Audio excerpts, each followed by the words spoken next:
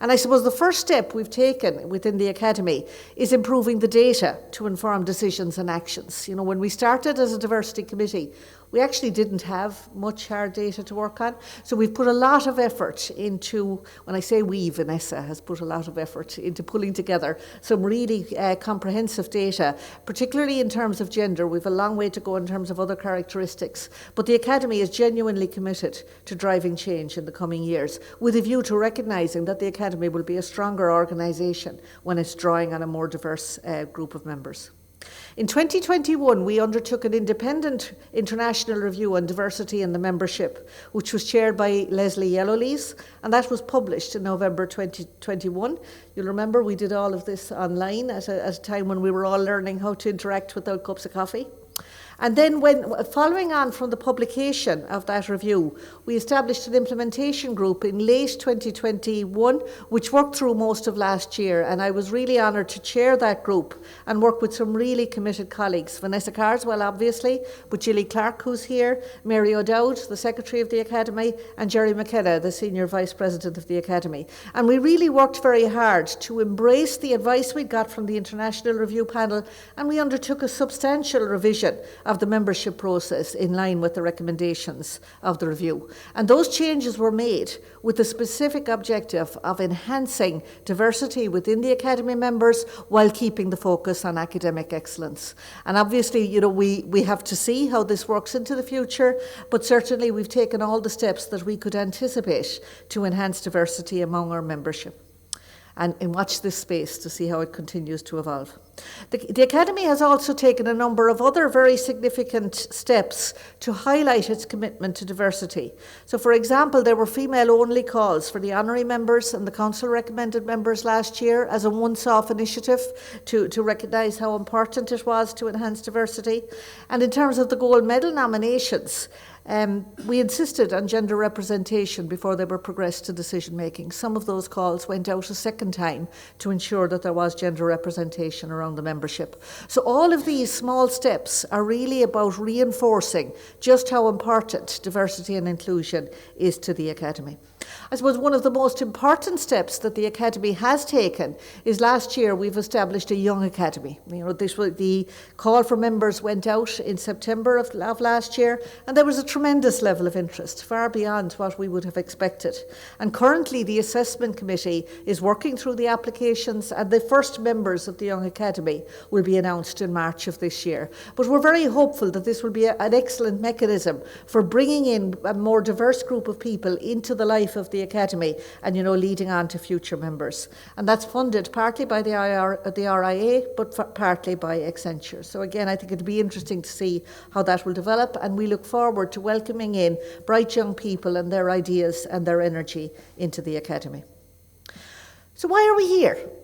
What are the challenges in achieving a more inclusive research environment? I think almost everybody would agree that a more inclusive research environment is what we all want. There's very few people who would argue with that.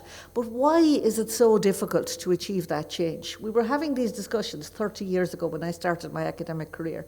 I actually didn't think we'd be still having those discussions now. But these are difficult problems. I think, generating data and showing the problem is relatively straightforward. Changing the culture and changing behaviours is really quite difficult. And the precarious nature of a research career can be very daunting for an early career researcher. And evidently, for some people, taking those first steps and, stepping into something where you really don't know if there's going to be security in front, that's more difficult for some people than it is for others. And I think there's a responsibility of those among us right across the research system to actually work together and make sure that those barriers are eliminated so that the brightest and most creative people can genuinely step forward and drive a research career despite the challenges that are around them. We're aware the research environment is highly competitive, and it's become more competitive, I think, over recent years. I was a head of school in University College Cork between 2006 and 2009, and I recently stepped in as head of school again last year, and I am really struck by the way in which people's behaviour have changed over that period of time. If there was a Nobel Prize for young academics showing how to get out of doing the routine work within a school, they would all win it hands down, right? And it's not their fault, right? I find myself as a head of school being very frustrated that these guys don't want to come along and sit on committees and do the heavy work. They're absolutely spot on. What they're responding to is that the way we assess people and the way we reward people is driving behaviours which in the short term works for the individuals, but in the long term will not underpin a good, healthy research environment. I can't believe actually how much it has changed over that 15-year period. I'm going to write about it sometime. But I think we here have a responsibility to make sure that we're not driving the research environment and driving people to take that very short-term selfish focus, because that's what will be rewarded.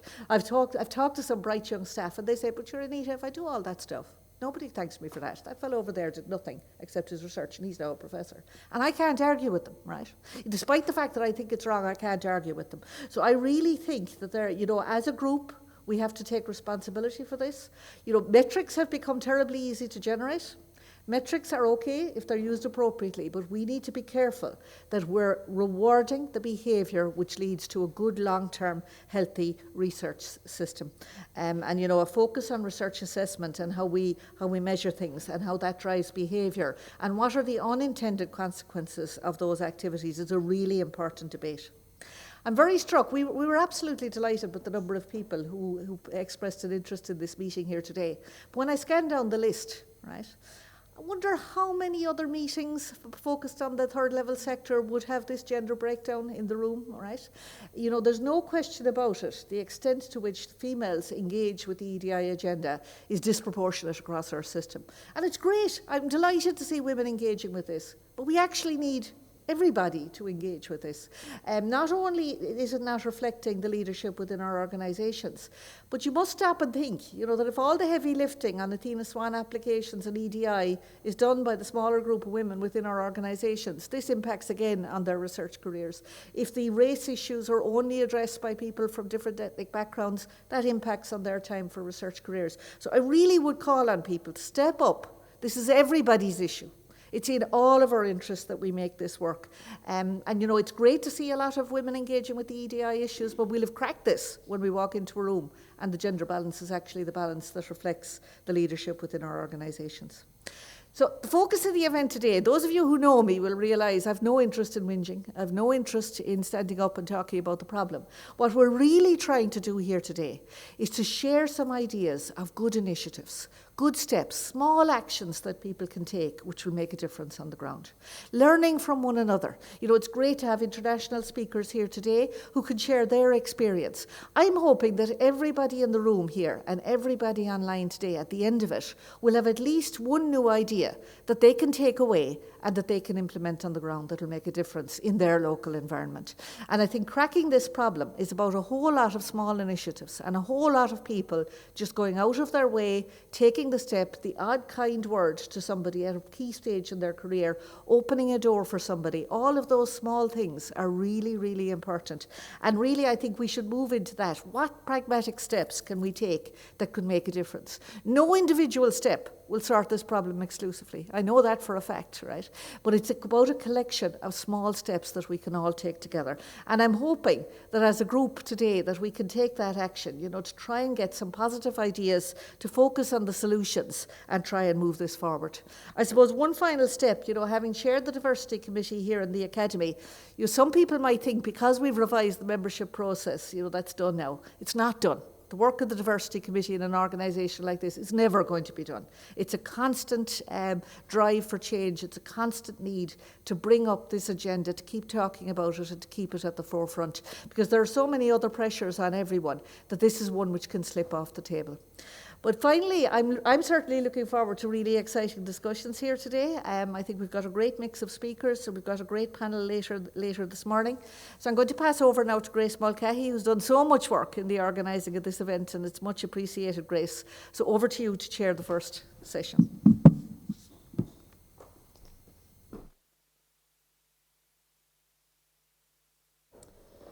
Well, thank you very much, Anita. It's a great pleasure to be here this morning and to have the privilege of chairing this first session.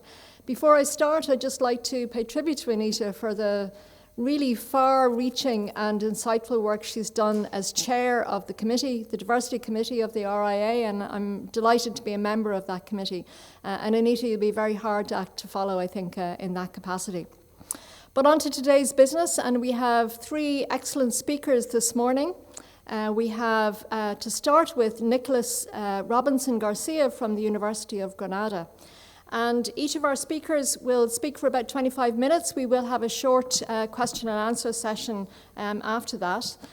Nick, thanks very much for coming. Nick's background is in information and communication studies, and his speciality now is bibliometrics or scientometrics. He's currently Ramon y Cajal Fellow in the University of Granada. He has, prior to his moving back to Granada, spent time in TU Delft, in the University of Valencia, and in Georgia Tech. He works, has areas of interest in altmetrics, in author-level metrics, and open science as well. And one of the studies he's involved in is the COMPARE project, which he may, if we're lucky, tell us a little bit about this morning. And I was struck when I was preparing for this in looking at a quotation on the website of the COMPARE project, and it read as follows: "Promotion and recruitment in academia encourage individualism and competition instead of collegiality and collaboration." And I think that really goes to the heart of some of the really important things we're talking about this morning in terms of inclusivity and diversity in research and our research culture, the way we interact together as researchers. And the title of Nick's presentation this morning will be Diversity and Recognition in Research Teams. And Nick, I'm really looking forward to hearing what you have to say. Please come up.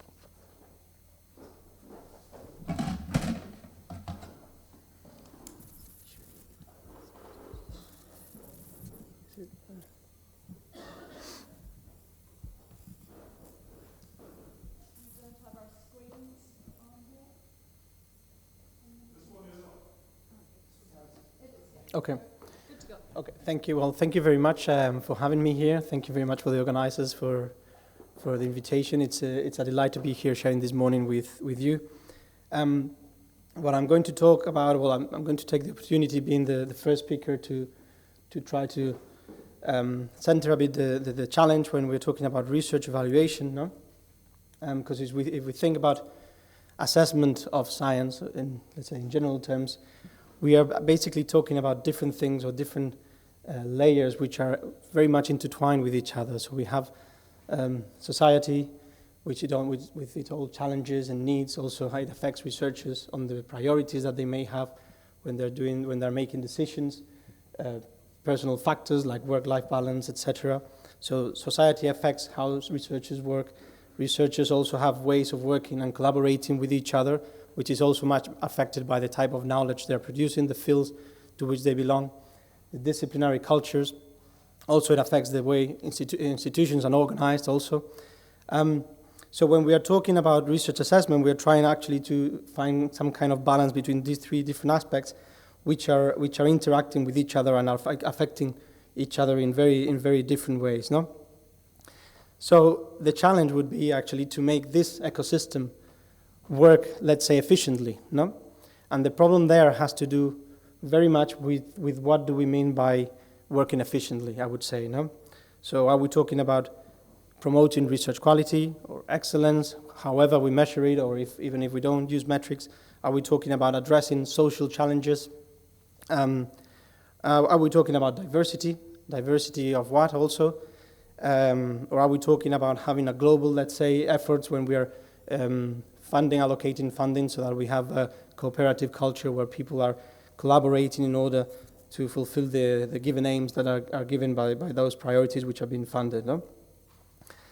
So far, the approach has been in excellence and impact. This has to do with an outdated view, let's say, of how the scientific system works and how researchers allocate credit and reputation. It's based on the normative view of science.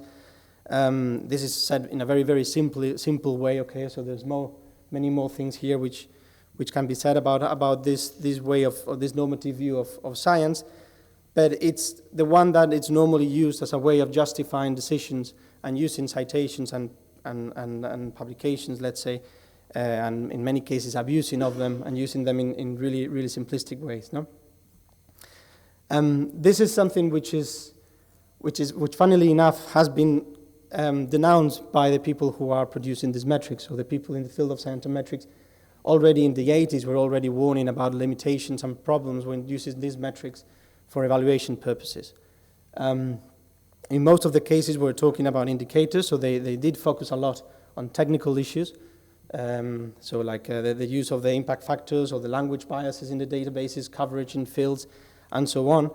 And they were already talking about good practices. You have there, you can see, I don't know if you can see it, like do's and don'ts when using bibliometrics in individual level assessment. And then probably the most well-known paper here would be the Leiden Manifesto, which was published a couple of years ago, where a group of scholars tried to identify which were the main issues of misbehavior and how they could be encountered and amended, with the 10 principles that they proposed. If we talk about diversity, then here we would have different types of diversity and different actors of which we are talking about. No? So we can talk about diversity of knowledge. So we want to have a diversity in the type of topics that are being studied. And here there's a lot of research on interdisciplinarity, especially, so how we can measure and find interdisciplinary research and promote it.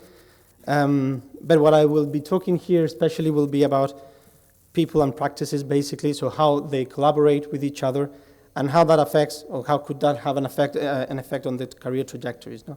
There's also a lot of work on how to operationalize this diversity. So what do we mean by diversity in terms of how do we measure it? No? And I won't go into this, but just wanted to have it there. And in this case, the focus is on people collaborating, because if we look at the career paths that are normally promoted in most of the documents, so here you have a slide with the 4 stages that are recognized as the career path according to the European Commission. These are the researcher profiles that they publish. What you find is that they only define a unique path of developing your career as an academic. So there's just one way, and in this case they divide it in 4 different stages. You have the first stage career, which is basically when you start your PhD. Then you have the recognized researcher, which would be when you have already defended your PhD, so you are supposed to be prepared to conduct independent research. Established researcher, postdoc or tenure tracker, and then the lead researcher, which would be the professor.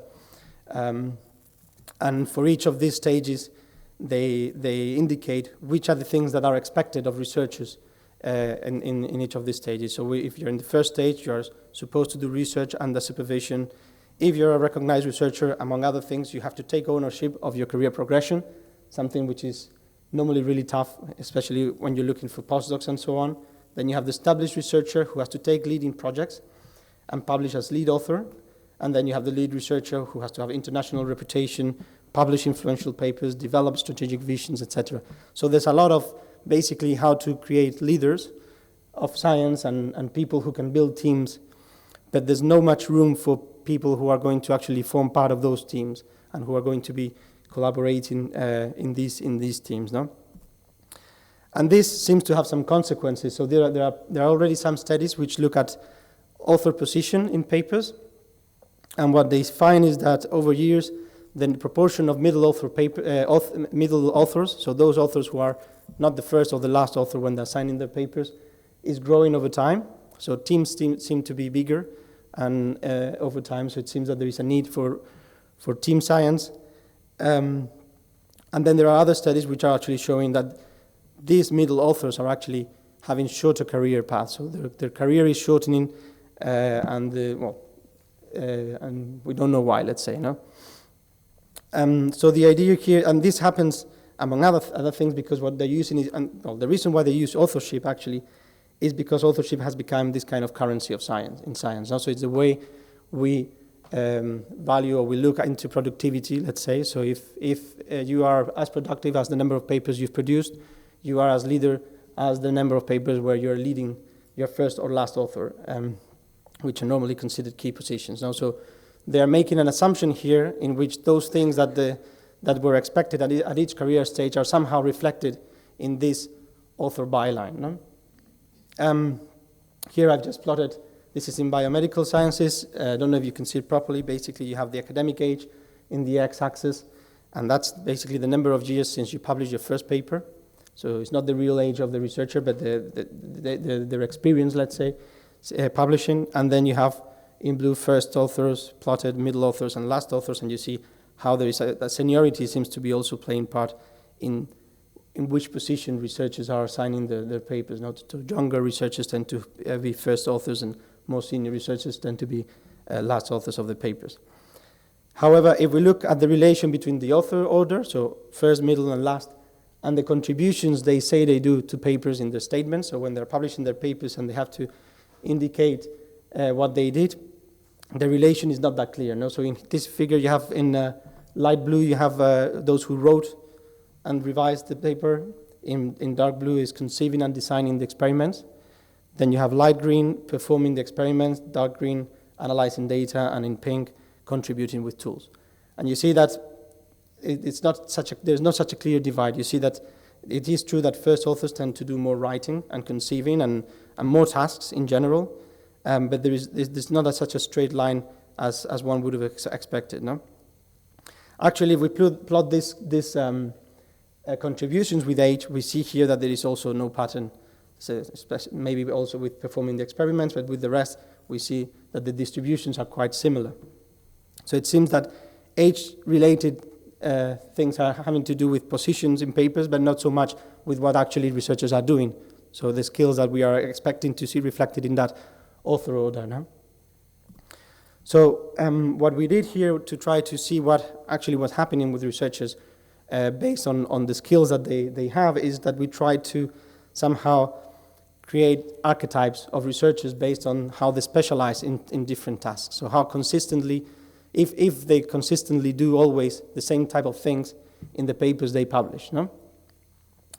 And what we did, well, we tried to predict, we did a prediction model to find the probability of doing a contribution based on bibliometric variables and also author level variables.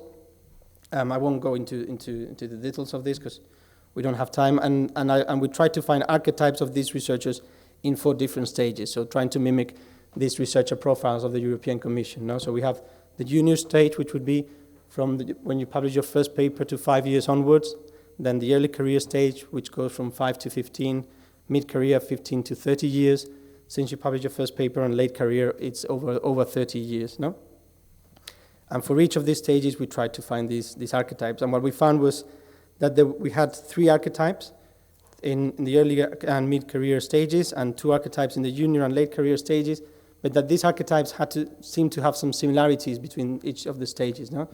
And this is what we called the leader, specialized and supporting archetypes. No? So the leaders seem to be researchers who tend to do lots of things in papers, so they do more than one contribution, and among those, normally writing and conceiving the experiment is one of them. Then we have the specialized role, which would be those who are also doing different things in the papers, but most of the emphasis are actually in performing the experiments and analyzing data, and then the supporting roles, which are people who do some things, but less number of contributions to the paper. No?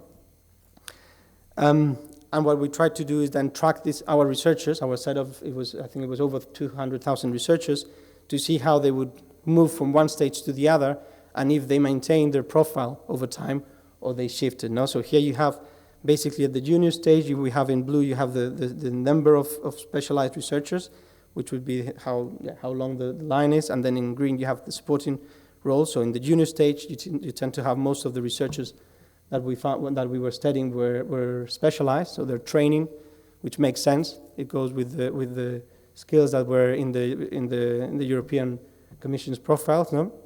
Then when we move to the early career stage, we have a third profile which arises, which is what we call the leaders, those who are taking on their own progression. And we see that most of them come actually from this specialized profile, but then the biggest proportion of specialized junior researchers tend to be specialized, and then some of them actually shift to this supporting role.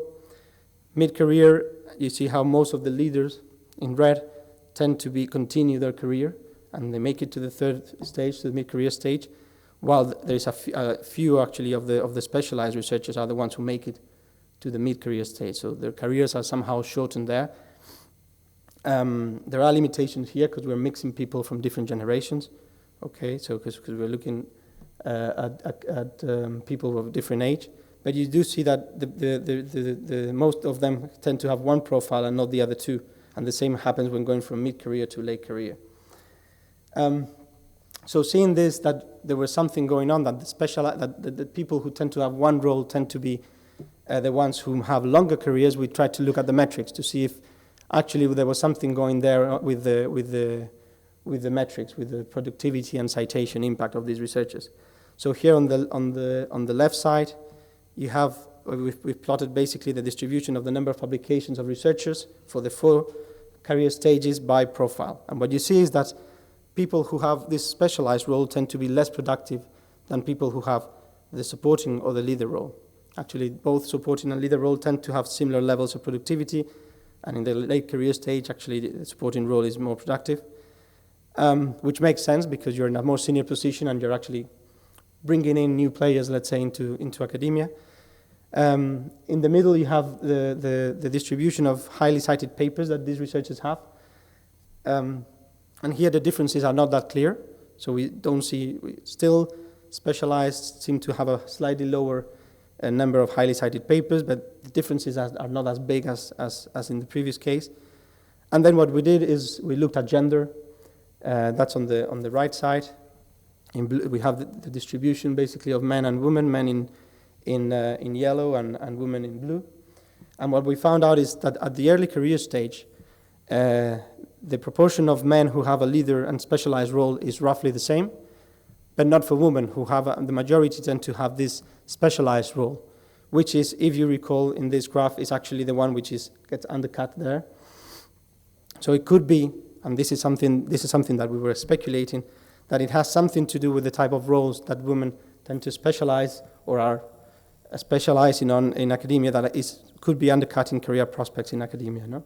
So that could be a potential explanation, because then we do see that the tendencies in the other stages is more or less similar for men and women. So one of the implications that these have in the use of metrics in evaluation, so one of them is the idea that we have confounding variables, that when we are measuring something which we think is impact or productivity, we may be actually measuring other things that are taking place in there. So we may be actually undercutting and not considering things that are hidden and we're not aware of, limitations which may not necessarily have to do with coverage of databases and things like that, but actually with how researchers are operating and collaborating with each other. And well, here I included a sentence of a researcher we interviewed for another study, where he was talking about the academia as a very hard selection process. And he was saying how, because we have always productivity and impact distributions are always highly skewed, identifying the good people, let's say, it's very easy. You won't even need metrics for that, because the excellent people are shining everywhere. It's the majority, actually, where it's difficult to discern and where we use metrics in a kind of unwise way, because the noise of the signal of the metric is so much that it's very difficult to see differences between researchers. And this is where all these biases in the metrics come in, and they may be turning the balance into the wrong end. No? And this has even more implications. In the case of Spain, it's a very metrics-oriented system. And one of the things, and it's a national, let's say they have a national evaluation system for individuals. So there's a national criteria by fields on what individuals should do in their research. And one thing that they noticed is that when they introduced the number of publications in the assessment, of collaboration started to rise. So people were trying to game the system and increasing their numbers of publications by collaborating. No? So what they did was then, instead of rethinking what they were doing, they said, well, we have to blame it on the researchers who are misbehaving. So what we're going to do is undercut collaboration. So now we're going to set a criteria, and they set the criteria in 4 authors for social sciences. So in social sciences, if you publish a paper with more than 4 authors, we won't consider it. And what we found out in a study we did for a Spanish journal, trying to denounce that, is that by introducing these kind of policies, basically what they were damaging was international collaboration. So it was actually one type of collaboration which is very interesting and very much desired and promoted. Nationally, what was being undercutted by measures like this, which weren't thinking about these other collateral damages of the use of these metrics. No? In the Netherlands, we also did some research asking researchers about how they valued. So we took their CVs and everything we could get from a set of researchers, and then we tried to find diverse profiles in the sense of people who do different things. And we tried to ask them about what was their perception on how they valued their work and how they valued others' work, and we tried also to push them into the evaluator's shoes, so which are the things they look for when they are trying to hire someone. And what we found, as a way of summarizing very much the study, was that they talked about a lack of diversity of activities that were being valued in assessment exercises, and especially they talked a lot about teaching, something that was given and was always, when assessed, was assessed negatively, but never positively. The inability of metrics to contextualize and adapt to needs. So they are very much aware of the limitations of metrics, but at the same time, they have a lack of tools to evaluate others' performance. So they use the metrics because they don't know of any other way of doing it, basically, from what they said. In this case also because it was in the Netherlands where they have a more, let's say, more qualitative approach to evaluation in departments. They have these annual reviews where they have discussions and with the people being evaluated and so on. They also talked about frustration with these kind of exercises where there are supposedly no metrics involved because of the lack of clarity of what is expected from them. So this is actually going to the other side. So if we remove all the metrics, then what am I supposed to do? Where I can see what I have to do? And they did talk about moving targets. So one year they would ask to do one thing, the next year they would be asked to do a different thing, and then they would be completely lost about what they were supposed to do to advance in their career. And finally, if I have some time, I just wanted to talk about 3 examples of the things that we're trying to do now, because this has to do with how researchers collaborate and work together, but the real aim, I would say, that we should pursue is also how this translates on the type of knowledge that is being produced. Okay?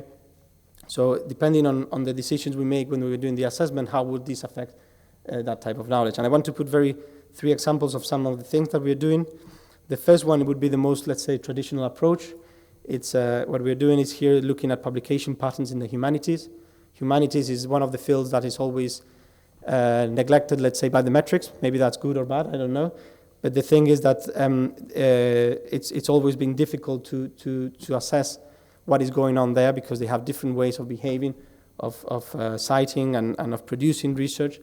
Local languages are very important, so multilingualism has to be there, local venues, not only journal articles, but public books, newspaper pieces, and so on. So there are lots of issues there on how to be able to know what they're doing and how they're doing it. And what we're trying to do here is follow a very similar approach to what we did with task specialization, trying to find archetypes of people based on what are the types of things that they produce. No?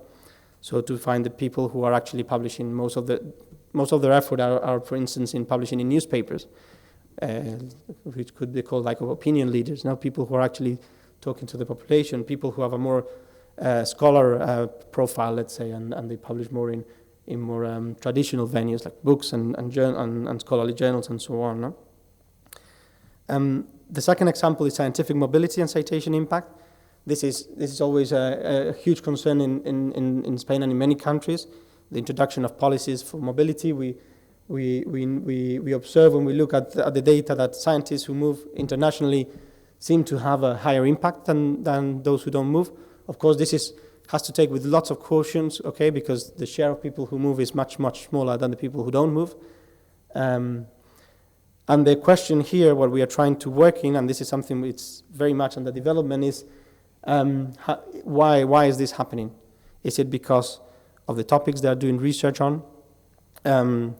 Is this actually a good thing? If I come from a developing country, let's say, and I'm sending people to the US, are my researchers going to change their research agenda and shift it to the priorities of the US and not to the ones of my own country? So maybe this is actually undesirable. Is it funding? What is driving mobility also on topics, mobility of topics, and also international mobility? So we want to try and dig into those reasons and try to do it with an open mind. So not just say, well, they have more impact because they're better, but maybe it's because they're doing something different that can be positive or negative or both probably. No? And then the last thing, it's on social visibility and interdisciplinarity. So looking how the relation between these two things. We were looking at researchers who had whose work has a lot of social visibility. Basically, that was mentioned in news media and in policy documents and so on. And we were looking at the type of work that they were doing. And what we found out is that it was positive. This visibility seemed to be associated positively with interdisciplinarity, with interdisciplinary work, and that this is actually exacerbated when non-academic interactions are actually promoted. So if researchers tend to collaborate with non-academics, this interaction between interdisciplinarity and social visibility will be even higher. No? And that is all. I don't know if I'm right with time. Yep. Thank you very much, and I'm really looking forward for the questions. Thank you.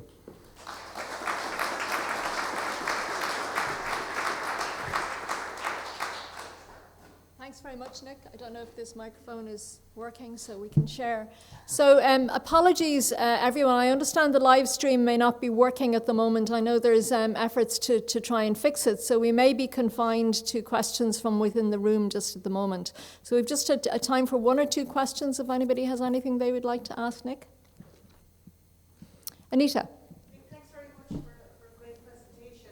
In the early stage of your presentation, where you showed the different profiles of researchers, to what extent did that depend on the discipline? Was that really homogeneous across different disciplines? So this was, I forgot to mention, this is biomedical research. Okay.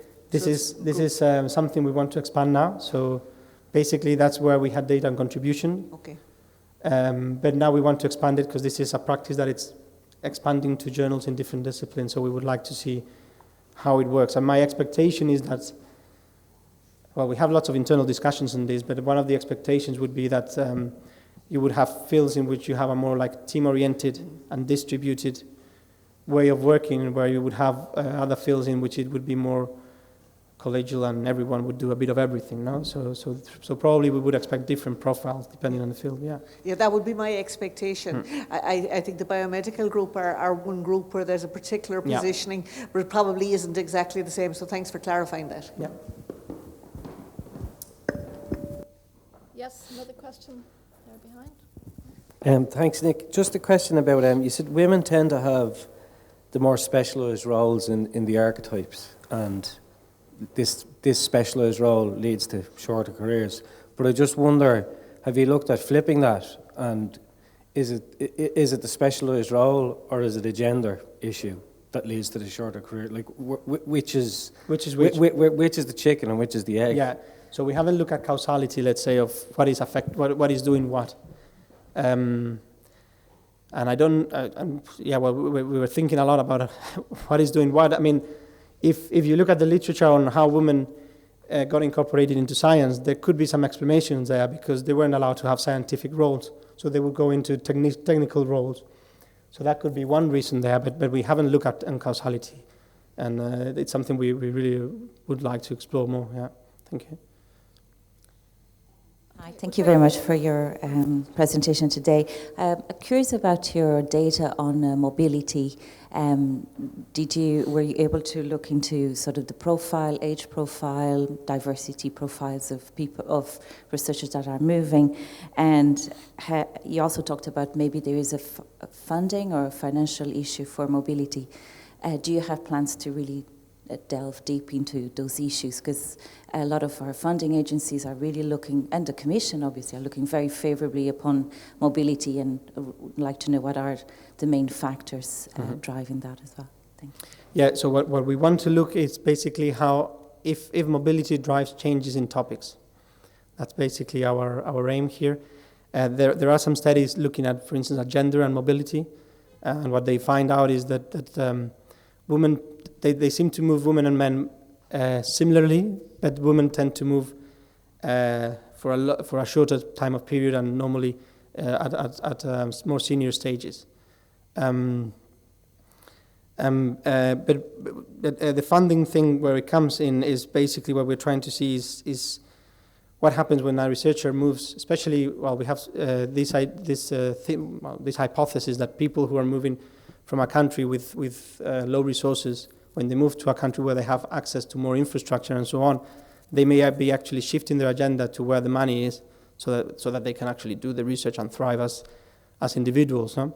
And that may actually go on the wrong way for the national priorities, which are the ones setting up the mobility programs in many cases. Now, so it's very common in many countries, I guess, here also to have mobility programs, to send researchers expecting that they will come back and fill in their teams. But maybe what they're doing here is actually what is good for somewhere else, and not so much, the expectations are not so much met as expected, yeah. And hi, that was really final interesting. Question there, yeah. And just in terms of the data that you have collected, you have a huge amount of data, and I'm curious to know what it is you're planning next in the first instance.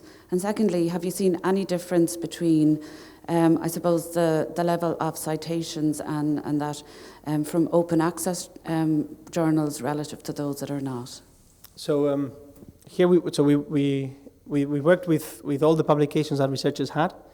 But the starting point for training our model to predict contributions was PLOS journals, because that was where we could access the data. So we used that data from the contribution statements in those papers, and then trained the model and applied to all of them. But we haven't looked at differences depending on the type of access of the document.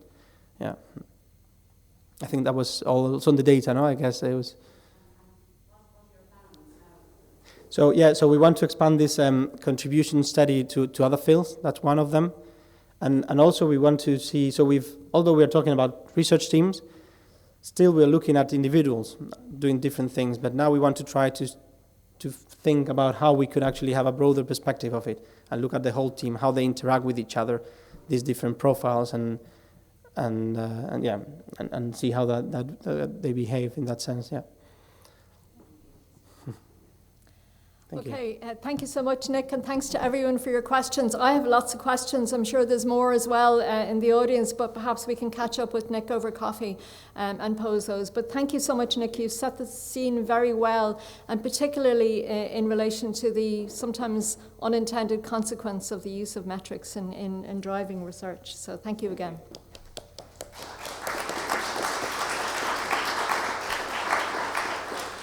So our next speaker this morning is Dagmara Negela, and in the interest of full disclosure, Dagmara and I have worked together in UCD for a period of time, and Dagmara has moved on and she's now working with Ardigen as a bioinformatician in industry. And Ardigen's, I think, area of expertise is in the use of AI and bioinformatics for precision medicine. So as well as her work with Ardigen, Dagmara, I think you'll allow me to say that you still have at least one toe dipped in academia, and she describes herself, and I would endorse this description, as the creative mind behind UCD's Dog Owner Microbiome project. So if anybody wants to hear any more about that, we'll tell you over coffee. So Dagmara's title today is From Academia to Industry, Career Story of a Postdoc. So hold on to your seats now and be ready to journey with Dagmara on her journey as well. Thank you, Dagmara. Okay, let's find the presentation.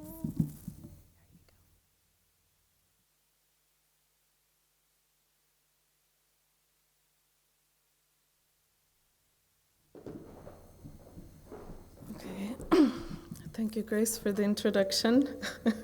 Can't believe you took my Creative Mind Twitter handle and put it in the intro. Thank you. So as you can probably see from the title, this will be a bit of a different presentation. I don't really have statistics or research on diversity to present. It's more of a personal story. And I tried to keep it to my own story as much as possible, because I'm not entirely sure that it's sometimes my place to speak for other people, so I'll try to just speak for myself. And I suppose my career story is that of someone who kind of fell out of academia. I always wanted to be a professor, a lecturer, and it didn't end up that way. So I'm trying to analyze in this presentation why that might have happened. And I suppose, since we're probably all researchers here, there will be some biases that are kind of relative to my personal story. I'm a woman. I'm also someone who entered the PhD quite late. I was 27 or 28, so that might have influenced how my career went. Also, doing a postdoc during COVID might have influenced how my career went. And the fact that I'm a foreigner with a family living abroad probably also influenced that a little bit. So I did want to mention some science, break it up a bit. So my PhD project was on strain-specific virulence of Staphylococcus aureus. It was a project that the goal of it was to look at whether different strains of Staph aureus could interact in different ways with epithelial cells and neutrophils and cause immune response in different ways. And for that, we used some in vitro studies on cells. We conducted an animal trial, and I ran some bioinformatics analysis of RNA-seq data. And we had a success, so the answer was yes, there is differences between strains, so that was good, and it resulted in several publications. I suppose I was lucky that I was able to publish each chapter of my PhD thesis, so I think it went quite well. So just analyzing then my life story during the PhD, I was really happy with it. I thought my supervisors were great. It was a great personality match. I think that maybe is important sometimes, that you don't always gel with the same people, but for me, my supervisors were perfect.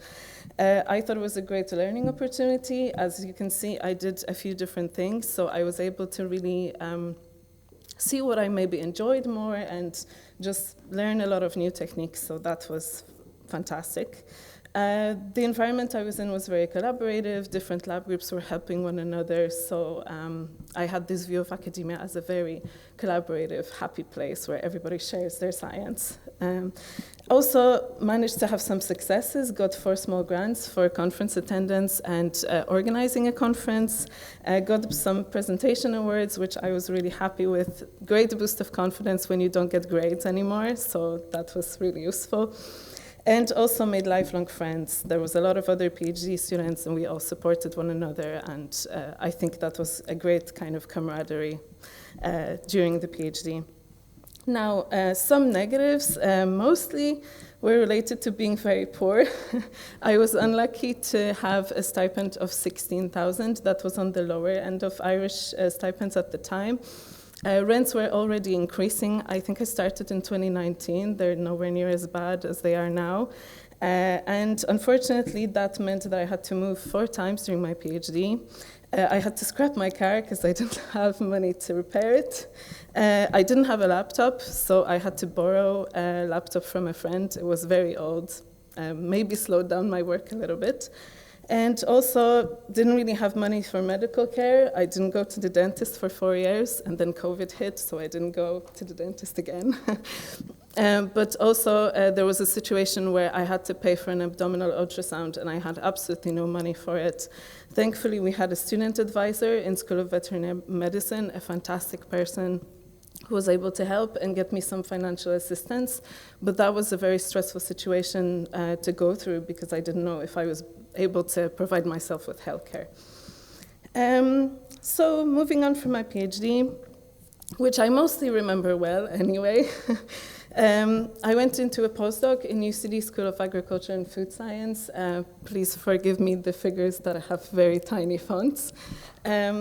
Basically, I worked on 4 different projects. This is a figure from a comparative genomics analysis of Salmonella mandaka strains.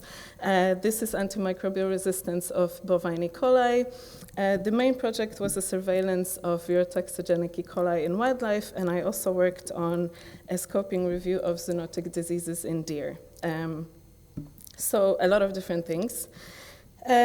What I really enjoyed was that I was able to work both in the wet lab and as a bioinformatician. I really wanted to develop my bioinformatics skills, so I had an opportunity to do that.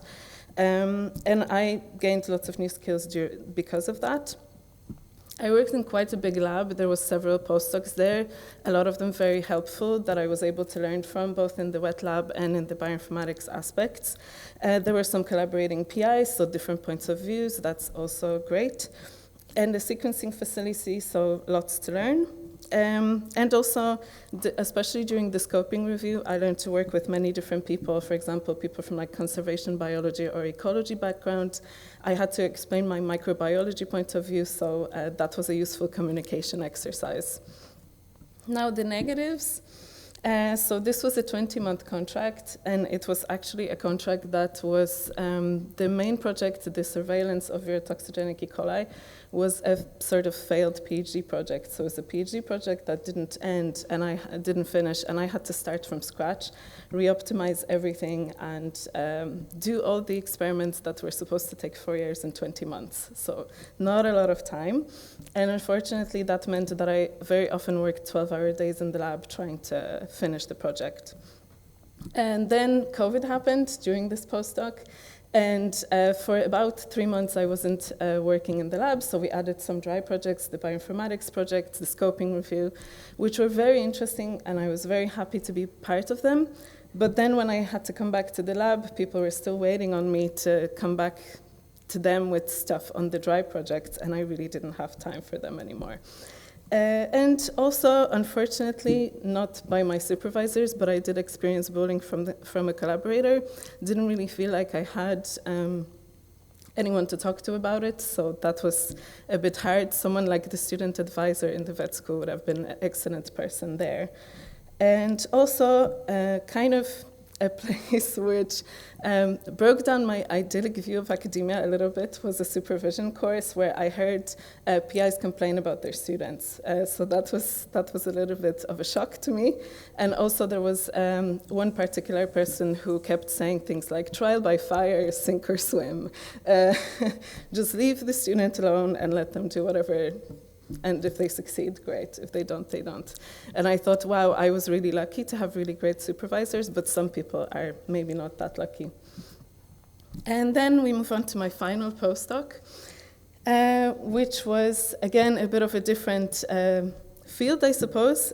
So I was working mostly on, first, transcriptomic immune response of sheep and cattle to Fasciola hepatica. So I moved to parasitology, a bit of a different field. And then, as Grace mentioned, became a creative mind behind the dog owner microbiome project. So I was able to get a small grant for this project, and also with the help of my supervisor, Grace, to gather some funds and run this study, which I thought was very interesting.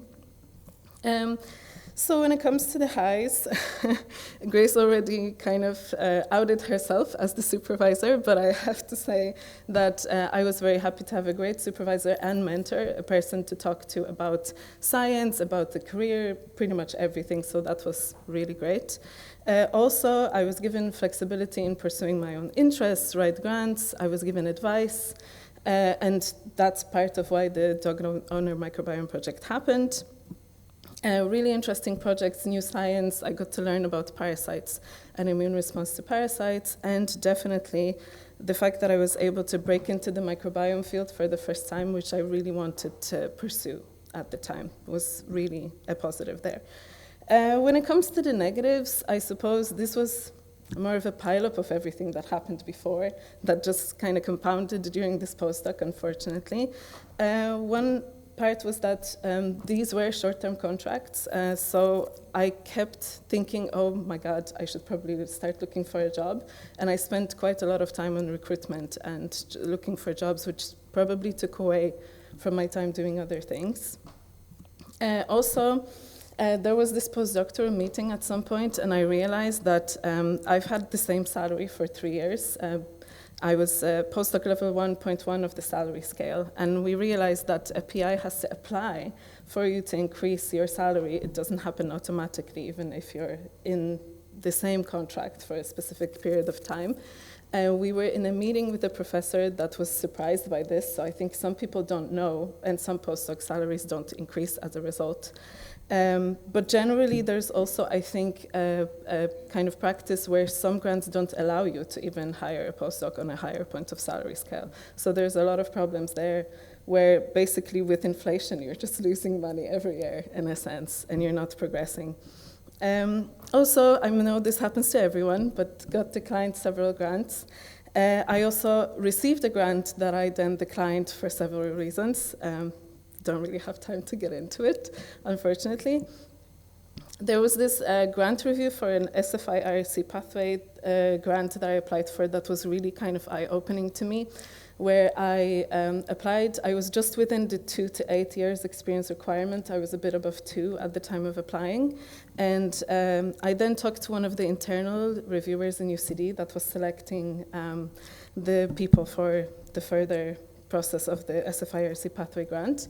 And I was told that the people that were selected had 7 years of experience, they had 10 senior author publications, great international collaborations, and then I realized that I have 2 to 3 year postdoc experience. I need 4 more years of postdoc experience to get another grant that's a postdoctoral grant for 4 years. So that's 11 years as a postdoc.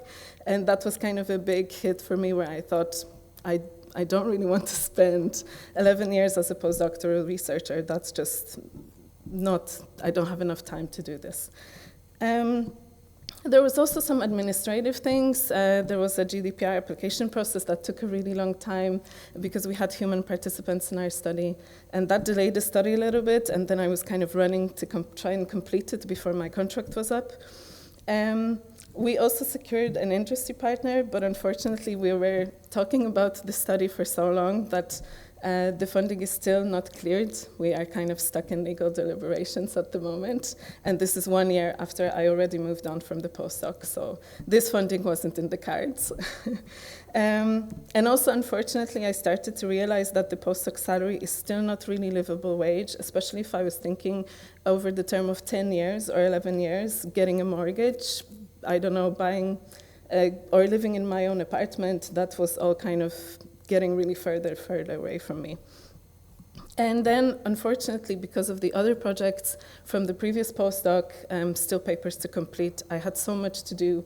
I only realized when I started my job in industry how burnt out I was, because I felt a lot of relief that I didn't have to work on all these projects anymore, and nobody was kind of asking, hey, where's this paper? Where's this draft? Where's this data?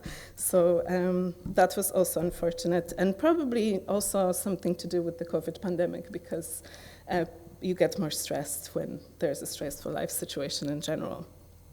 So this is the academic story so far, and then I moved into the position at Artigen as a bioinformatician. The projects I work on there are a Shiny app or a web app for an analysis of viral capsid sequences. I can't say many details, unfortunately. Also, I worked on this Combat Consortium project, which was proteomic single-cell RNA-seq data and site-seq data in response to COVID, sepsis, and flu, and the healthy controls. And me, with a team of other scientists, we were looking at specific targets and whether they are useful for certain drugs that the company was interested in.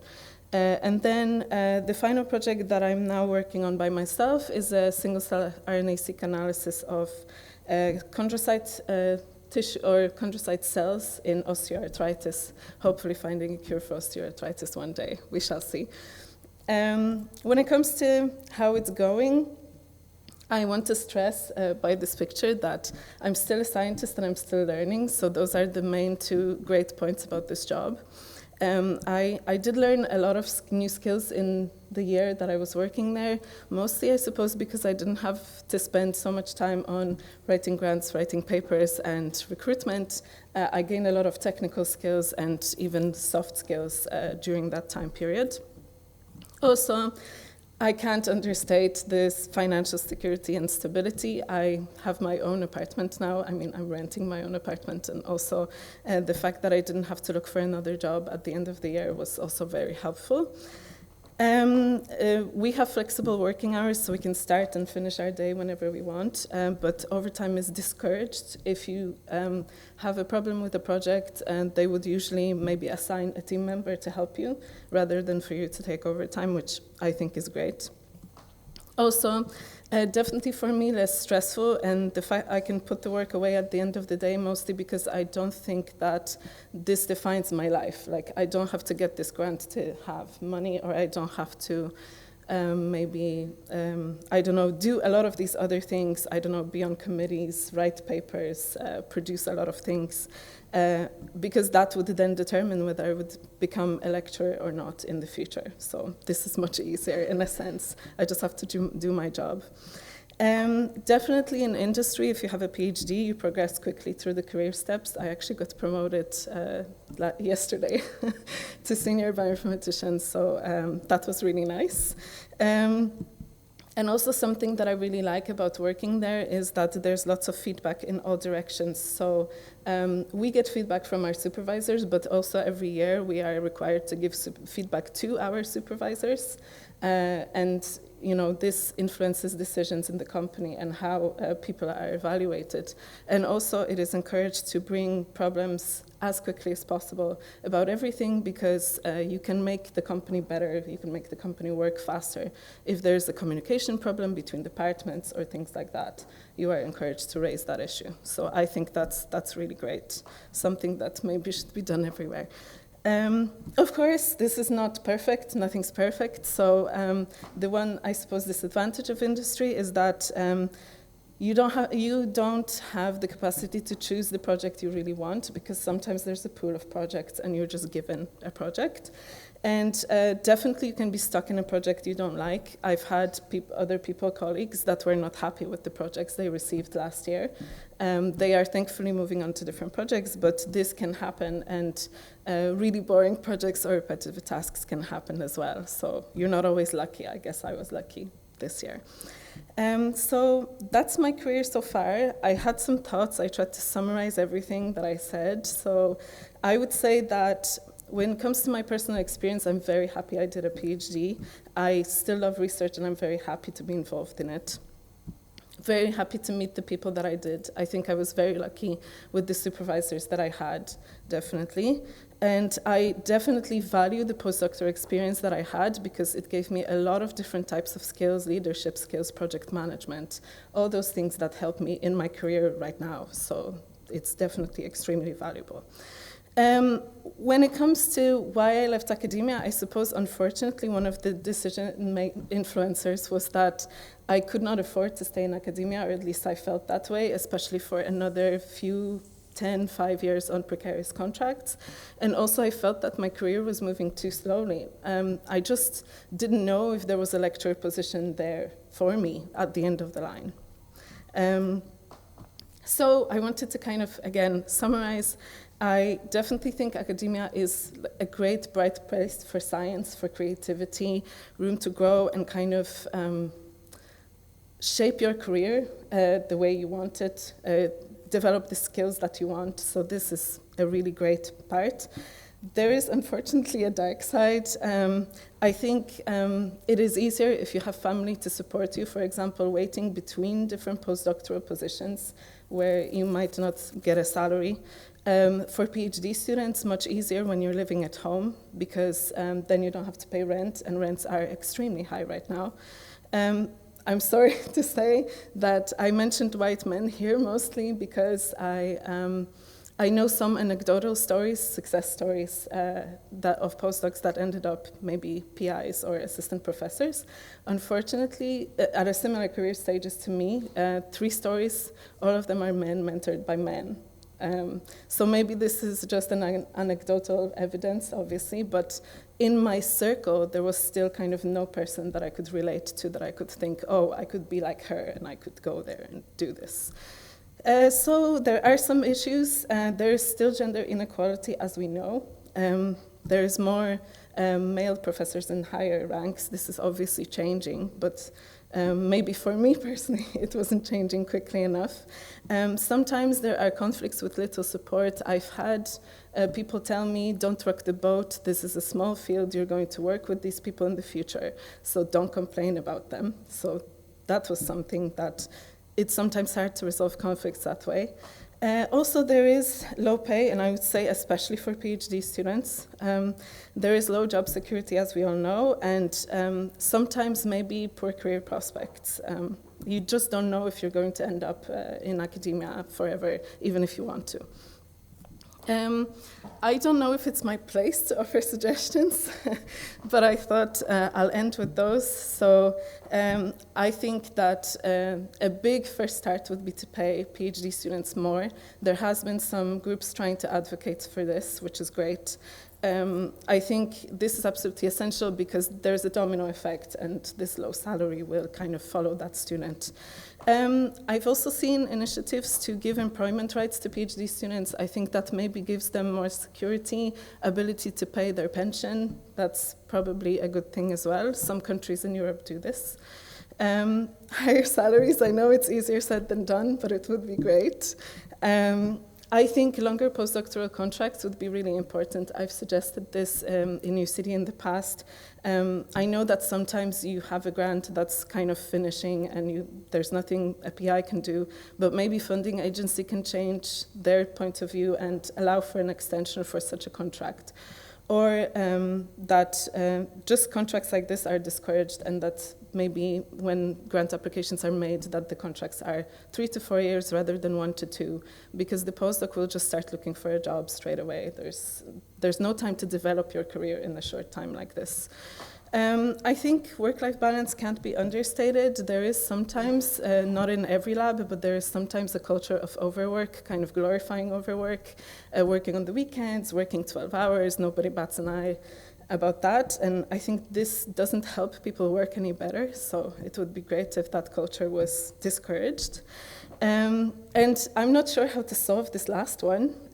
More career prospects would be great. I don't know if there is enough lectureship positions for people who want them. I don't know if there's enough grants for postdocs who want to apply for them. Potentially not. I'm not sure how to change that. That's a hard one to change, but it would be great if it could, I suppose.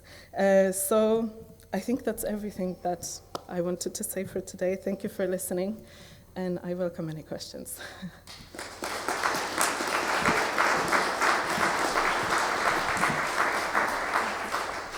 So thank you so much, Dagmara, for your very honest and open whirl through your career there. I think there's a lot of food for thought in that, particularly for us involved in academia, as to how we deal with those very real barriers that Dagmara has mentioned and ensure we have the pick of the crop staying in academia and doing research. Although, of course, the research you do in industry, of course, is equally valuable. So just a couple of questions, if we have got any from the floor before we move on. Yes, we have one here. Thank you. Hi, Dagmara, thanks for that eye-opening talk. It still hasn't changed in 30 years, clearly, but anyway. I just wanted to, I suppose, to ask you about your progression. You know, you've said that you've recently been promoted, and congratulations on that. Thank you. And I'm just wondering, were there any kind of research criteria that were included as part of the metrics for that promotion? And if so, what are they, or are you allowed to say? Because I think I am allowed to say. So basically, I was given a few projects during the year that I was working there, and it was as simple as people finding that I did very well, and maybe I went a bit over of what was asked of me.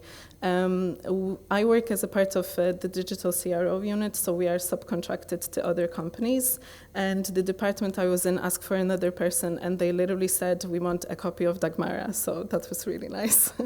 So based on that, I guess the company was very happy with me, and I also was able to kind of show a few of my skills that I basically gained during my postdoc, so just kind of leading teams, helping people technically, or even presenting at kind of different types of scientific presentations. So all of that basically just gave me an ability to get promoted, yeah. So there wasn't really metrics as much as the team leader that knew me made that decision. Yeah.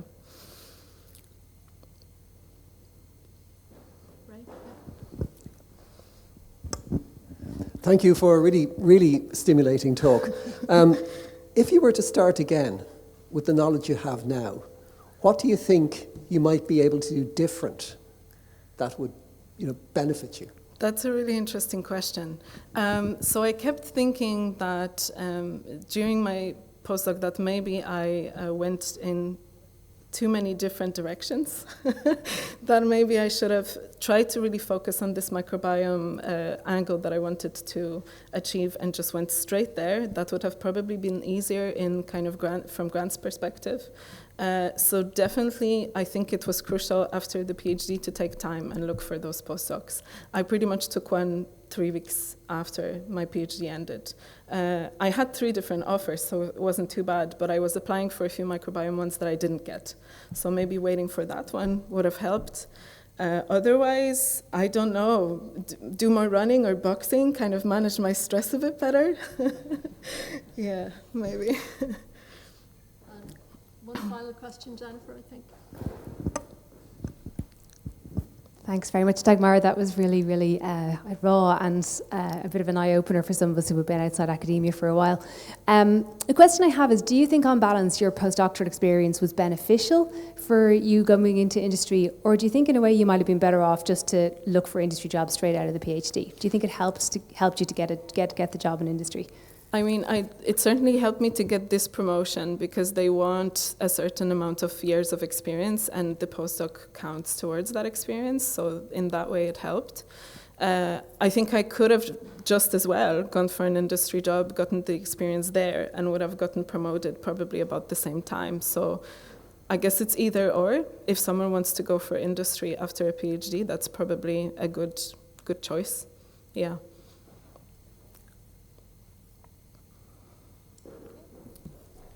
Okay, so thank you so much again, Dagmara, really insightful, and hopefully we'll have the chance to discuss further over coffee, so thanks again, appreciate it.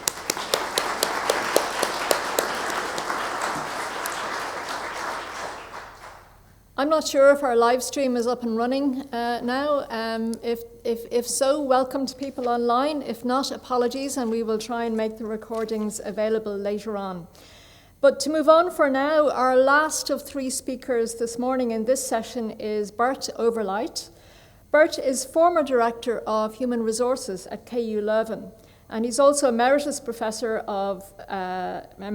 professor at the Faculty of Business and Economics at the same university. He started his academic career studying the psychology of small group communication, and has also gone on to work on group dynamics, leadership, organizational change, behaviors, and so on. He's consulted extensively with industry during his career, and most notably, I think, for this particular meeting, he has written and worked on a paper for the League of European Research Universities, LERU, on assessment of research. And of course, how we assess research in large part determines the diversity and the inclusivity of our research workforce. So today, Bert is going to talk to us about how to assess for diversity in research. And Bert, you're very welcome.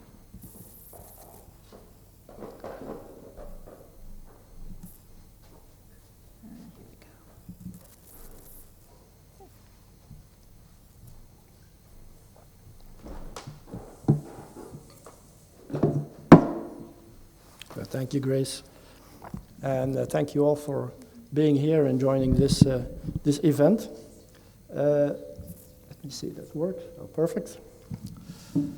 I brought the paper with me, but if you're interested, you can find it at the LERU website very easily. So what we did is, in a group of LERU, which is dealing with careers, research careers, is looking at how we are assessing researchers at the different stages in their careers. Could be for hiring professorship, hiring for PhD, a postdoc, could be promoting in the professorship from assistant to associate professor and full professor later on. So how do we do this, and what needs to be changed in that?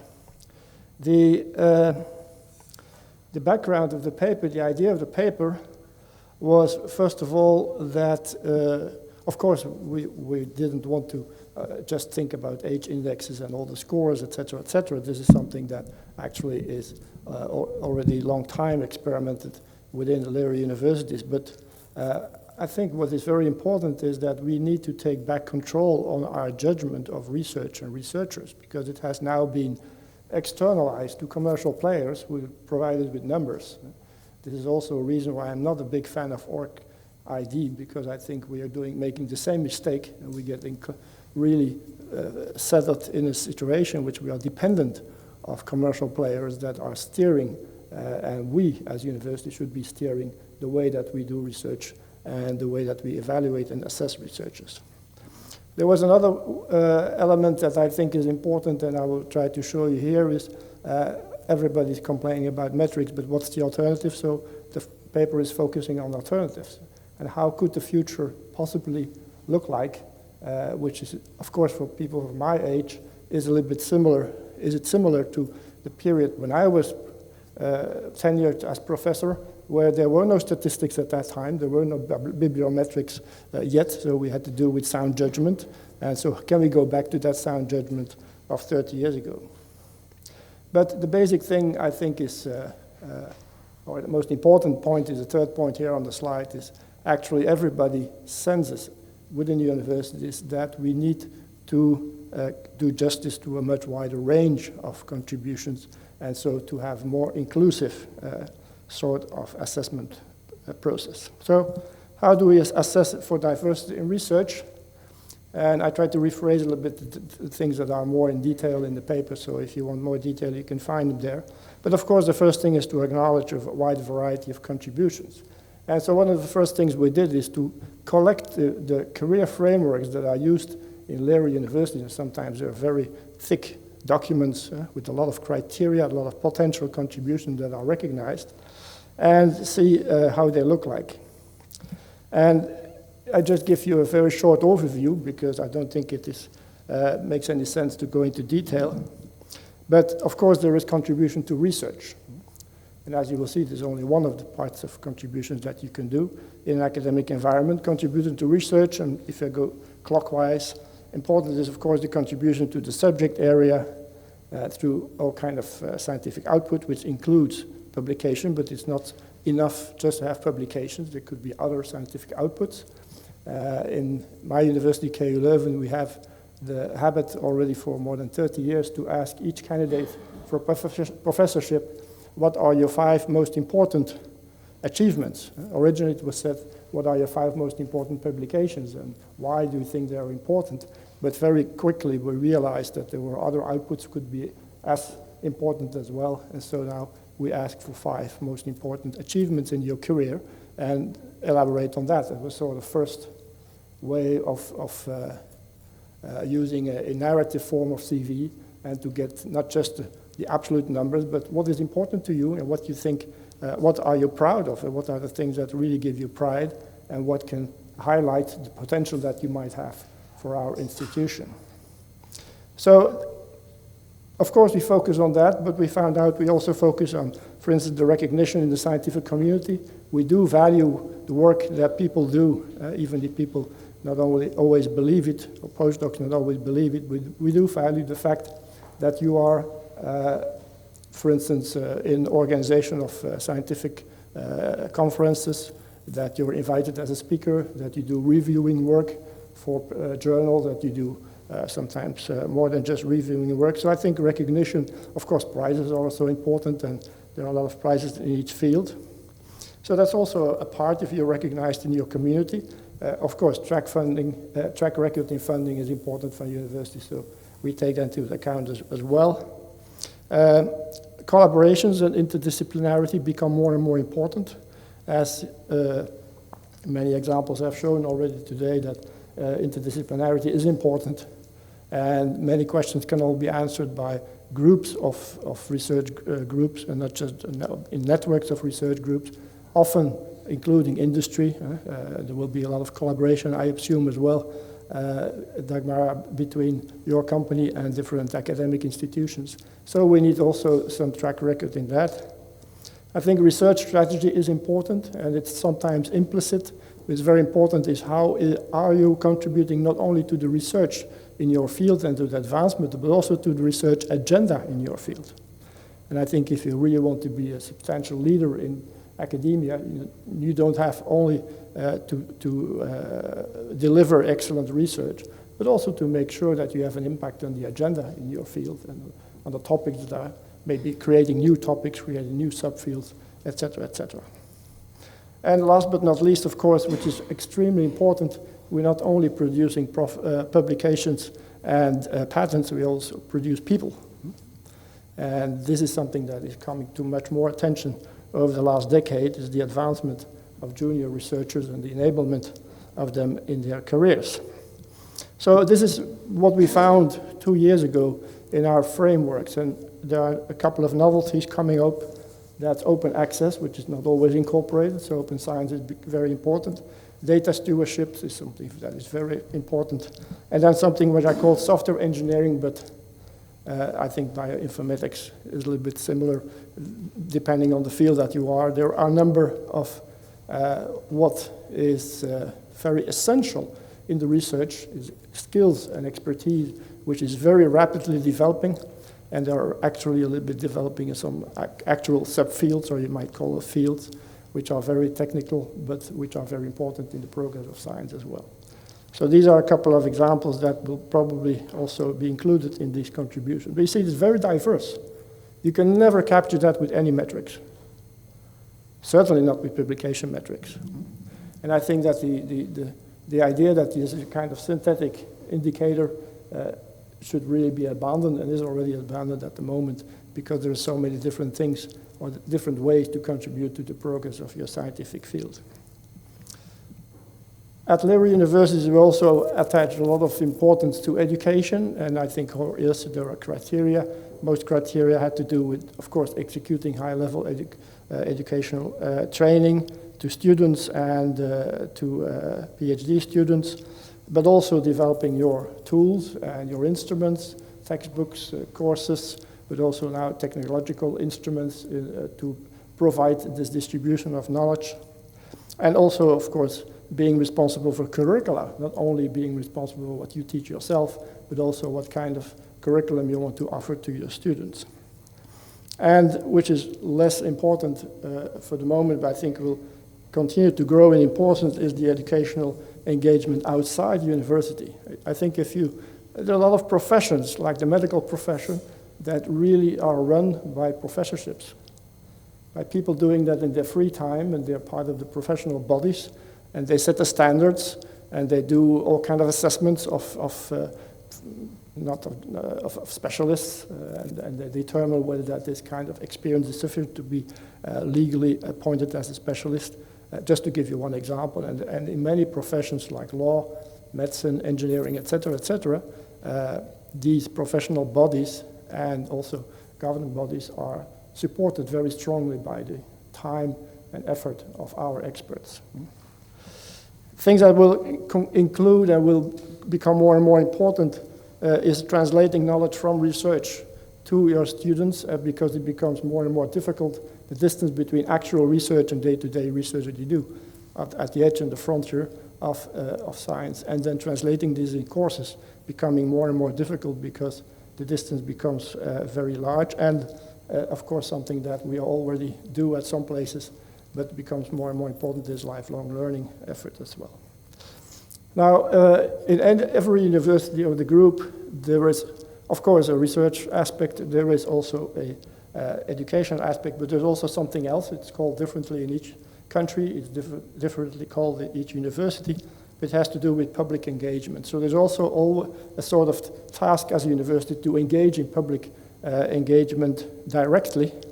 And here are the traditional, let's say, examples that are relevant for this idea. So how can this public engagement be materialized? It could be by having patient care in university hospitals, which is very important in the medical faculties. You have industry collaboration and technology transfer, which is very important in the engineering faculties. Most universities have an extensive North-South development program, institution that helps countries from developing countries to develop their own academic system. There is engagement in professional practice and professional bodies, as I explained already. They have the science communication and public impact, which of course has been illustrated recently in the COVID period, how important that is. And just to give you one small example, in my country we have a virologist who is very famous, and he was very important in tackling the pandemic, but there was one thing that was a little bit of a detail. He didn't drive a car. He can't drive cars. He doesn't have a license to drive a car. So our university gave him a car and a driver and a chauffeur for 6 months, because he had to go from one meeting with the government to another meeting with the government, drive around the country all the time, and we just provided him with a car and a chauffeur. So that was our contribution to the pandemic, at least one of them, right? So sometimes it's in small detail, but this was also an appreciation for his role, because he spent a lot of time doing this and neglecting other things that he was doing normally in his lab. So this was a way of supporting him in there. And I think many people don't realize how much government and public policy is influenced by experts in academia in all kinds of fields, agriculture, but also cultural issues, also in the humanities. This is very important, and so I think this is something that we need to continue to appreciate in the way that people contribute to our academic mission. Science, communication, and public impact will become even more important because of the experience we have now had with the pandemic. And then also I added here citizen science, which is something from open science, coming from open science, which is collaborative. Also that is very interesting in the future. So these are a number of contributions. As you can see, this is really wide, right? So there's a lot of contributions that already are acknowledged in our present assessment systems, and they should even have more diversity in that, as I explained. Good. Second point, and these are things that I think are most important, because the first thing is easy to understand, and you can adapt to that fairly easily, but the second and the third point are more important, and the second one is to acknowledge the context in which contributions are made. So we were discussing a little, Mick and I, about his study, and my first question was also a question here, in which field was that? Each field is very different. And we believe, we have this kind of idea that performance is performance, independent of in which context this performance is placed, right? It's like comparing people who have the latest shoes from Adidas or Nike, are running on the latest tracks, the most modern, the sophisticated tracks in the field, and you can going to compare them with people who are running barefoot just on the dust track. I say, your times are not so well. Right? So we have already included context factors in terms of gender, family care, and that sort of thing, but I think there's much more like that. If you're coming to our virology lab in KU Leuven, this is a lab with 15 professors, about 150 researchers, and if you're doing your job well, your projects come like this. I mean, you don't have to look for your project yourself. They have money to spend. If you're a good researcher, you're really in a sort of, I would almost call it a sort of fabric or a machinery of publications. And so you have your publications. But what if some university says, like, we don't have a lot of virology here, we would be interested, would you be willing to pioneer here? Well, that's a totally different situation. So what is the setting in what you have been doing? And what is your personal contribution? I think this is something which is very difficult to quantify, but at least it should be taken into consideration, which again says that we need to contextualize by having more qualitative information, okay? So I'm very much in favor of contextualizing not only in the private situation and the family situation and all these factors that may have impact on your academic performance, but also to have look at what is the kind of context and what are the kind of resources you had to and the kind of support you had to do to provide the output and to do the contribution that you have made so far. And then there's a third one, and I think this is also very important, and we're experimenting with that in our universities, but I think there's still much to do, is what to look for in terms of personal development and potential. And there are 3 different topics, and the first one I think everybody would recognize is leadership, right?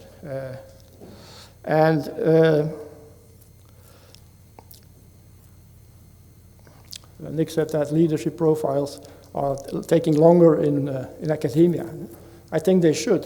I think this is an important selection criteria. It has always been, a little bit mystified maybe, but it has always been, even when I was a very long time ago tenured as a professor, the question is this person going to grow into a full professorship? And in our university, full professorship means that you have a responsibility that is comparable, you don't need to be there, but it's comparable to be a department chair or a dean.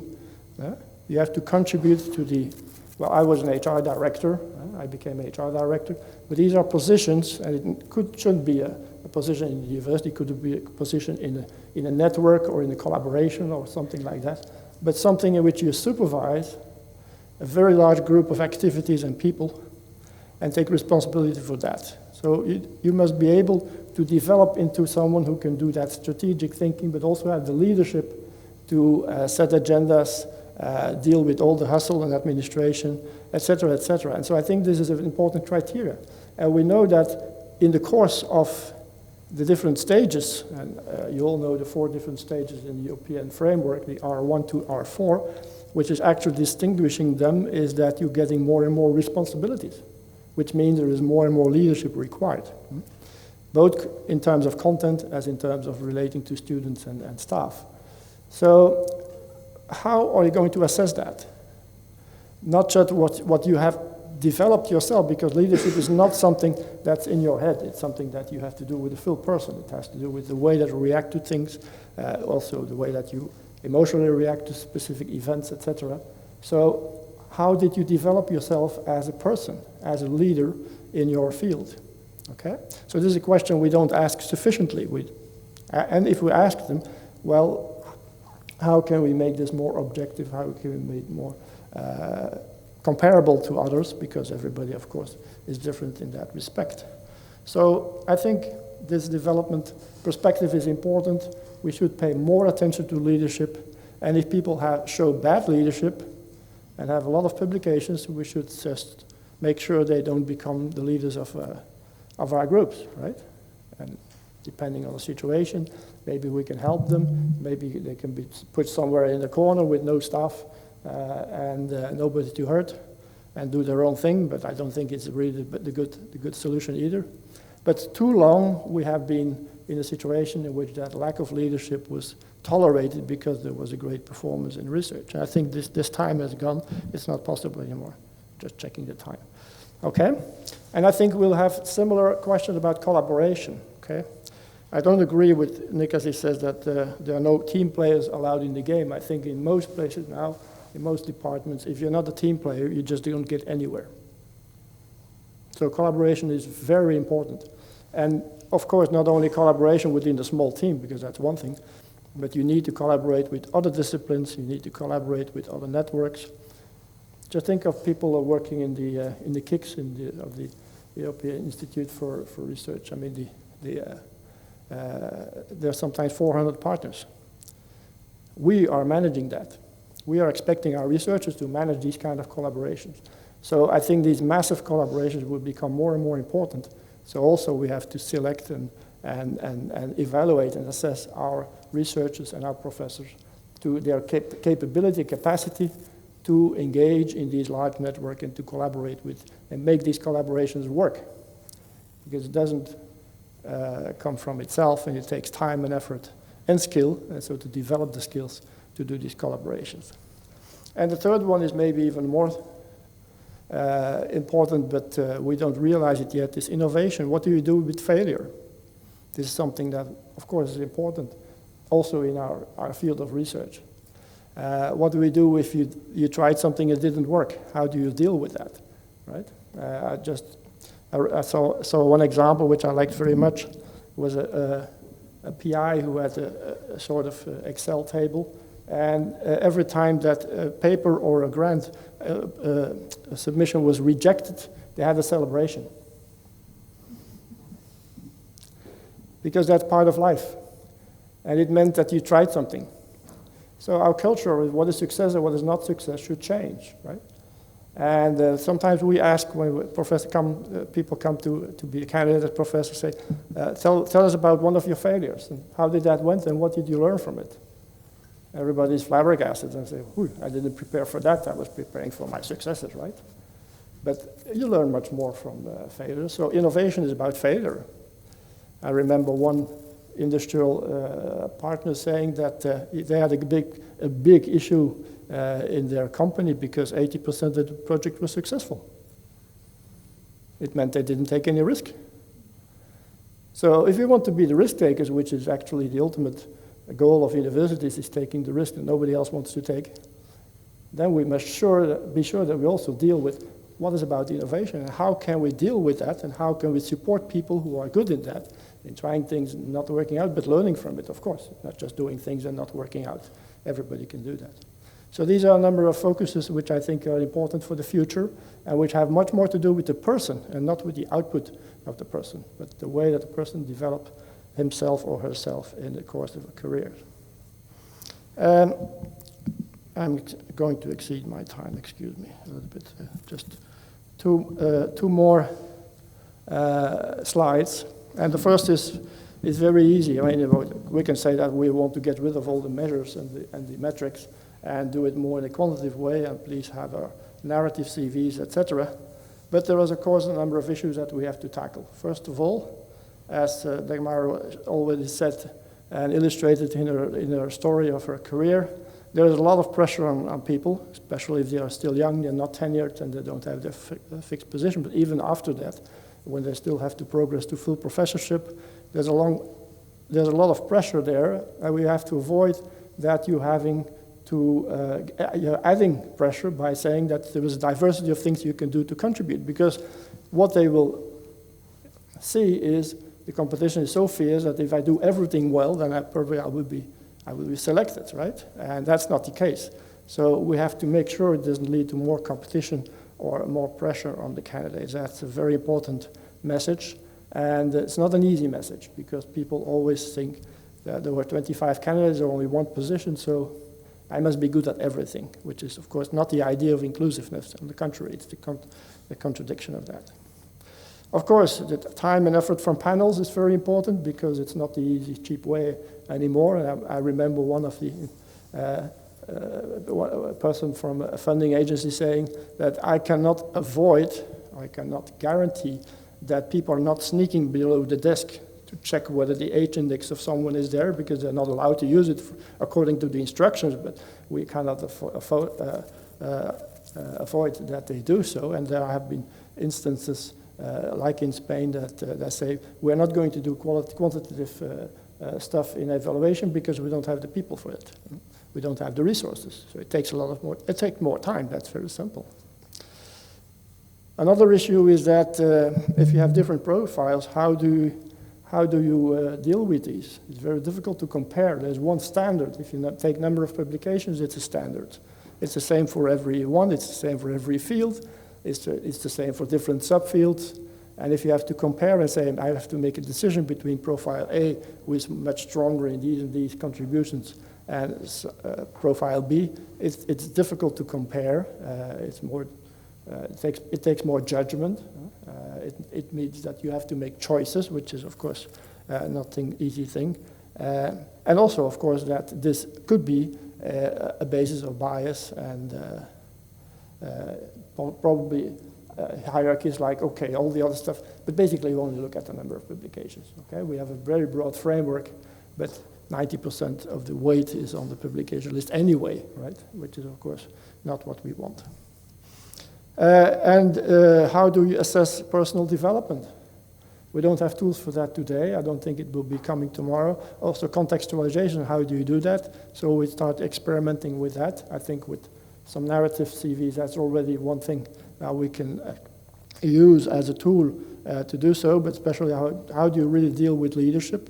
One, for instance, experiment that is now going on of is that some funders say, what was happening, or what has happened, what were the careers of the people that made their PhD with you, or that were postdoc with you, so what was their prospect, so how good were you to attract good people and bring them further in their careers. But of course that again requires a kind of type of data we don't have today. And of course, if we discuss about this, it's always a question, is this going to lower our standards or impact our international position? And this is a discussion, of course, specifically at the European level, also with open science. Some international partners are interested in that, but to join us, but we, of course, fear that the result will be that the Americans are going to have all the patents. Good. Now, let me conclude, so to allow a couple of questions. I think the first point is very clear. It's not enough to use narrative CVs. To give one example, at my university, we use full narrative CV already for more than 10 years. We changed it, I think, 4 or 5 times. It's never finished. And this is one of the things I would like to suggest, and one of the most important consequences of the effort that we did with the group of people from Leru and tackling this subject and trying to write everything down is you can never stop experiment. It's never finished. You never have a good system. So continue experimentation. Assess your assessment system and the changes you made every time again. Mostly it's a yearly process of hiring and promoting professorships. Keep looking at it. Keep discussing it internally as well so that you get a good base and a solid support system within your organization. But it is never finished. We're not going to substitute the present system with something new that will be finished. So as one of the things I think is very important, it's never finished. It will be a complex process, it will be time consuming, it will be delicate, and at some point it will be messy and even dirty. So you can have the clean way or you can have the dirty way. I think the dirty way is much more promising, but don't expect that it will be easy and without any issue. Right? Because you will find biases from time to time. You will find conflicting interests from time to time. You will find people not wanting to play according to the rules. I think we have to take into account that this is not easy as it is to have saying what is the age index. That's very easy. You can compare that very easily. Now let's take the one with the highest. Okay. And a topic which attracts my interest very strongly is how can we make this alignment and coherence that we need at the level of the international ecosystem of science, right? Some things are fairly easy. I'm sorry to say that, Mara, but a PhD student in my country earns about 40,000, 50,000 a year with full pension and full social security included. That's the way it works. It doesn't mean that we are a poor country. So I think countries should decide, because it's all legislation, countries should decide that it should be finished with postdocs earning less than the minimum wage. And it's a very simple decision. And I'm very glad that the region of Flanders, because we have 2 systems in Belgium, decided to be serious about that more than 25 years ago.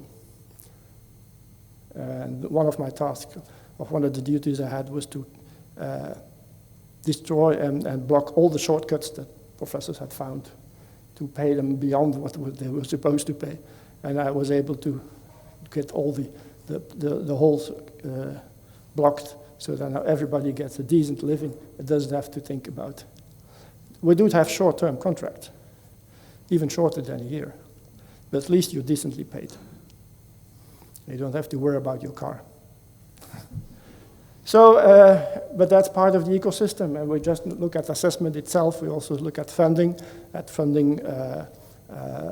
say, at success rates in projects, et cetera, which of course is a much broader discussion.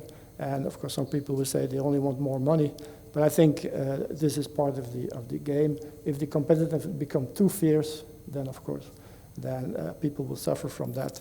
And the assessment itself will not solve everything in itself. But anyway, these are a couple of suggestions, and you will find more ideas in the paper if you want to, and I'm very happy now to answer some of your questions. Thank you.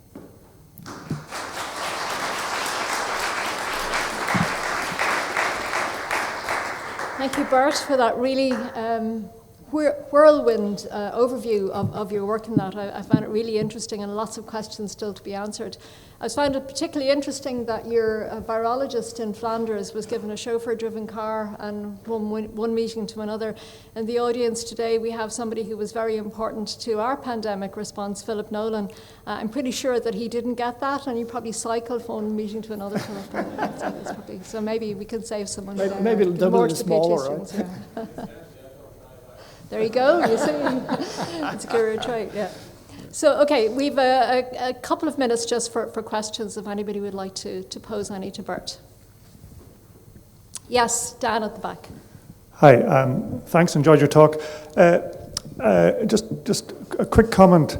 I remember 30 years ago as well, and I didn't like it because my perception is in Ireland, others could argue, is that we moved largely as a result of a focus on publications and to some extent on metrics away from a highly political funding situation towards a more meritocratic funding situation, roughly contemporaneous with the establishment of SFI. So I get a bit nervous whenever publications are pushed to the sideline too much. And don't forget that publications are verifiable, they're international, they're very stringent. You know, if you claim I'm great at something, well, let's look at the publication and see, have you published in it? Has it been cited? These are all extremely useful things. And has it been cited 500 times or 100 times? They're verifiable, they're objective to some extent. And a lot of the things you're talking about, and I fully understand that they're very important and they're really worthy of being part of someone's evaluation. But I guess my question is this: do you still see publications and their associated data as being part of the center? Well, my answer is thank you for your question. And I was victim of political decision making in my career as well. I'm not going to tell the story, but finally it was beneficial to my career, which I was not convinced of at that moment. There was politics and there will be politics, and there is now politics with publication data, be sure. There's always a choice to be made, and choice means that there are different interests and people have different opinions, and you have to come to a conclusion, and that's the definition of politics. But if you're talking about going back to the publication, I think if you have a strong publication, it doesn't have to be Nature or Cell, but a strong international publication, it means that you have gone through a whole process of preparing the research, thinking about the idea. It should be an idea which is interesting, which is not always easy to find.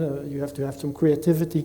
You have to have the rigor to execute the research, and then to process the data and come with a conclusion. You have to know the literature. You have to be able to connect to what is already existing in the literature. So I think it's a sort of a test which is very important.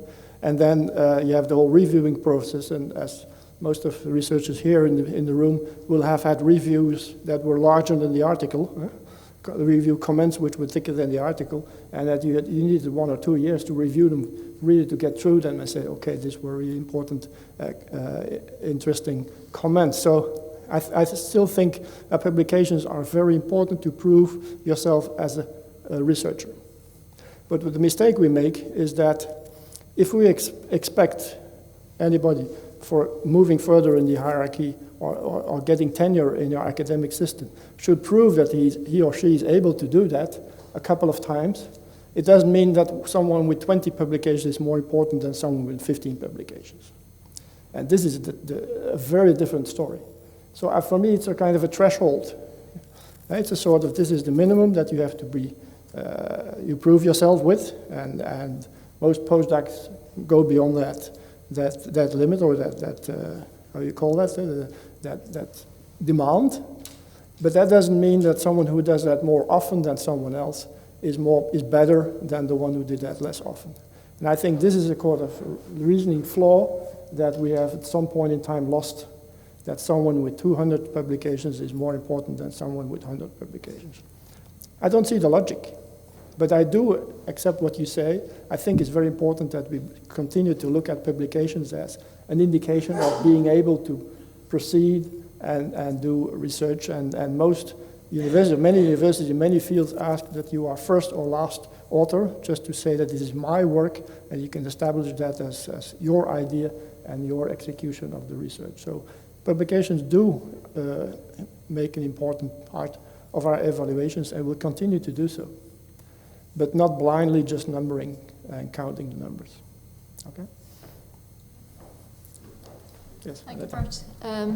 Anita, I think a final question, and in the interest of coffee, then we'll maybe continue the discussion over there. Bert, thanks very much for a very insightful presentation. Really appreciate you sharing your wisdom. One of the points that really struck with me was your emphasis that the work is never done. I think that is really important to keep emphasising that, and I think the fact that Lero is taking a leadership position on this, I think is very helpful in terms of showing the way. What I'd like to ask you is, the journey that you've been in KU Leuven, where you've really moved your assessment methods, is that leading to better outcomes in terms of diversity and inclusion? Can you point to solid data where you can see the impact of it? I think so, yes. Our recruitment range, for instance, in terms of gender, is 50-50%, except from STEM, because there we have a very small base. And I think we have had all kind of, we collected numbers, we have a role in each panel. Each committee has someone who is focusing on biases and making sure there's no bias. But there was one rule that was a very simple rule that actually made the most, I think not the most, but that really pushed us to go beyond that. That is that a couple of years ago, the university decided that if you're having a position for professorship and there are no female candidates, the professorship is not filled in. And you can think about how many times we needed to do that.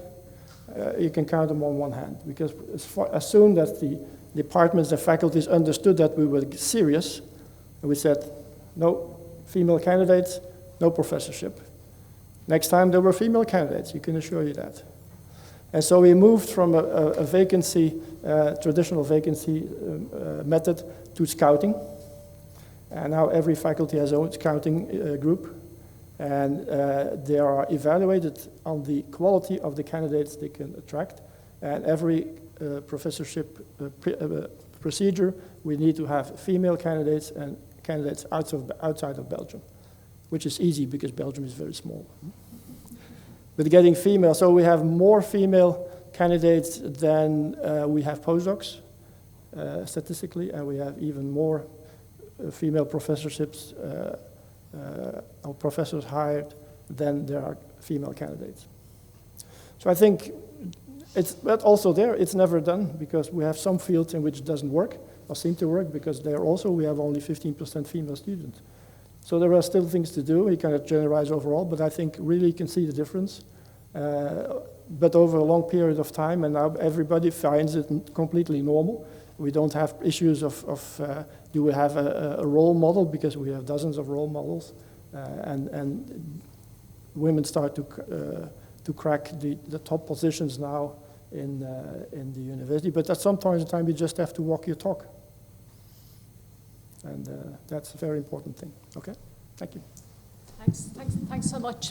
So just to conclude, I have 3 take-homes from this morning's sessions, very, very briefly. First is that academia perhaps is putting barriers in place of our researchers, and perhaps this is to the advantage of industry. The second from Nick is that the use of metrics sometimes, or changing the way we use metrics sometimes, has unintended consequences, and we need to be careful about that.